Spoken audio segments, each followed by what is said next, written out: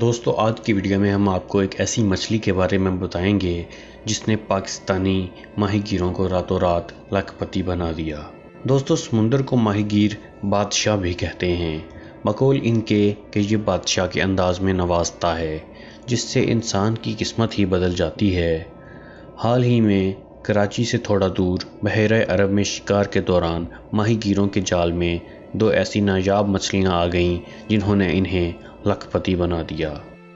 دوستو ویڈیو شروع کرنے سے پہلے اگر ابھی تک آپ لوگوں نے ہمارے چینل دلچسپ معلومات کو سبسکرائب نہیں کیا ہے تو یہ سبسکرائب کے لگے بٹن کو کلک ضرور کر دیجئے اور اس کے ساتھ لگے یہ بیل آئیکن کو بھی ضرور کلک کیجئے۔ اس سے ہوگا یہ کہ آپ کو اگلی ہماری تمام آنے والی ویڈیوز فوراً مل جایا کریں گی۔ تو آئیے بڑھتے ہیں آج کی ویڈیو کی جانب۔ دوستو ماہی گیروں کی موبائل پر ریکارڈ کی گئی ویڈیو کے مطابق جیسے ہی جال کھنچتا ہے تو سندھی زبان میں ایک بزرگ ماہی گیر کی آواز آتی ہے کہ سوا ہے سوا۔ جیسے جیسے جال اوپر آتا ہے تو دوسری آواز آتی ہے کہ ایک نہیں دو ہیں دو۔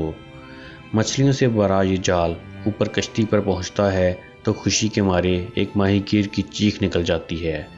برف اٹھانے والی کینچی سے ان مچھلیوں کو دوسری مچھلیوں سے الگ کر دیا جاتا ہے جبکہ ایک ماہی گیر خوشی میں جھوم اٹھتا ہے۔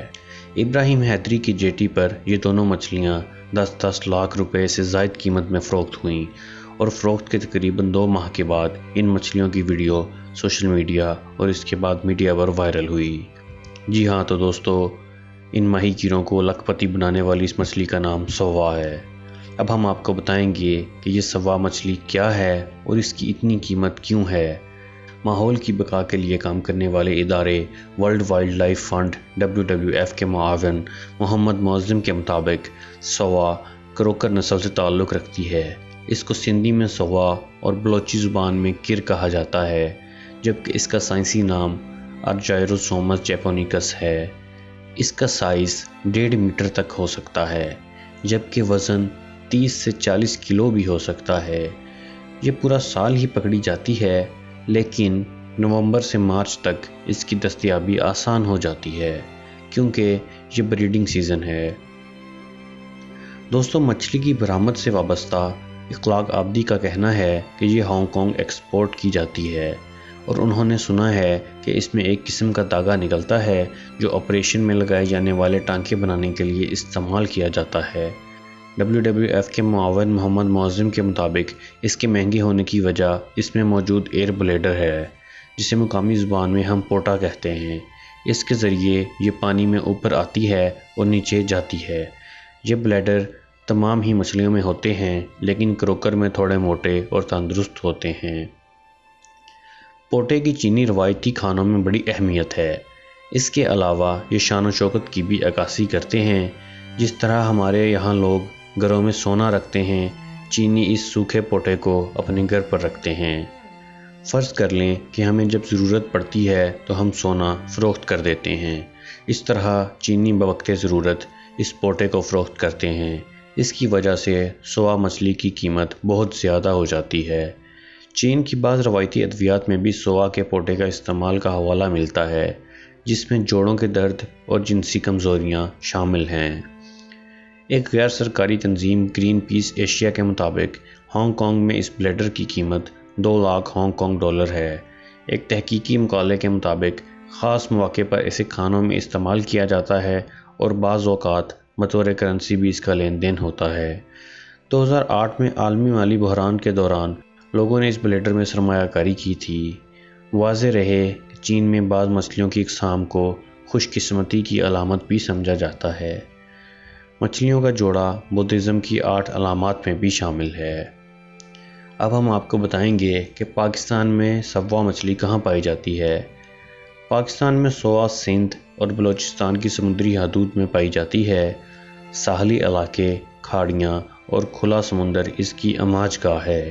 ایک صحافی کے مطابق اس مچھلی کی تلاش میں کئی بار کاجر کریک سے پاکستانی ماہی گیر انڈین نیوی کے ہاتھوں گرفتار ہو چکے ہیں۔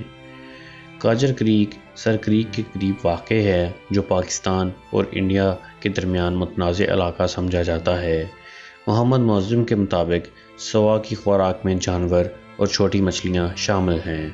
یہ غول کے ساتھ رہتی ہے اور کبھی کبھار ان کا پورا غول ہی جال میں آ جاتا ہے۔ دوستو اب ہم آپ کو اس بارے میں بتائیں گے کہ کیا سوا مچھلی معدوم ہو رہی ہے۔ WWF کو خدشہ ہے کہ کروکر نسل کی یہ مچھلی پاکستان کے پانیوں سے بھی معدوم ہو رہی ہے۔ محمد معظم کے مطابق پہلے یہ مچھلی کنارے سے لے کر 100 میٹر تک پکڑی جاتی تھی، مگر اس کے بلیڈر کی منہ مانگی قیمت کی وجہ سے اب اس کی آبادی تیزی کے ساتھ ختم ہو رہی ہے۔ مچھلی کے ایکسپورٹرز خلاق آبدی کے مطابق کسی زمانے میں ماہی گیر کشتیاں بھر بھر کر سوا مچھلی لاتے تھے، لیکن اب ان کی تعداد کم ہو گئی ہے اور ہفتے میں 1-2 روز ہی کوئی اس کا شکار کرنے میں کامیاب ہوتا ہے۔ محمد معظم کا کہنا ہے کہ چین میں ایک مچھلی پائی جاتی تھی جس کو یلو کروکر کہا جاتا تھا، جو اب وہاں نایاب ہو چکی ہے، اور اب جہاں جہاں دنیا میں یہ پائی جاتی ہے وہاں اس کی بہت زیادہ طلب ہے۔ سوا اس یلو کروکر کی مشابہت رکھتی ہے۔ اس کے علاوہ خلیج میکسیکو میں کیلیفورنیا میں بھی اس کی مشابہت میں ایک مچھلی ملتی ہے جس کو ٹوٹوبا کہتے ہیں، اور وہ بھی بے دریغ شکار کی وجہ سے تیزی کے ساتھ معدوم ہو رہی ہے۔ چین میں اس کے شکار پر پابندی ہے۔ سوا کے سبز مائل بلیڈر کو چند بڑی نجی کمپنیاں خریدتی ہیں، لیکن اس کو کس طرح ہانگ کانگ یا چین پہنچایا جاتا ہے یہ کمپنیاں یہ راز نہیں بتاتی۔ واضح رہے کہ چین اور ہانگ کانگ میں اس بلیڈر کی درآمد پر پابندی ہے۔ دوستو امید کرتا ہوں کہ آپ کو ہماری یہ انفارمیٹیو ویڈیو پسند آئی ہوگی۔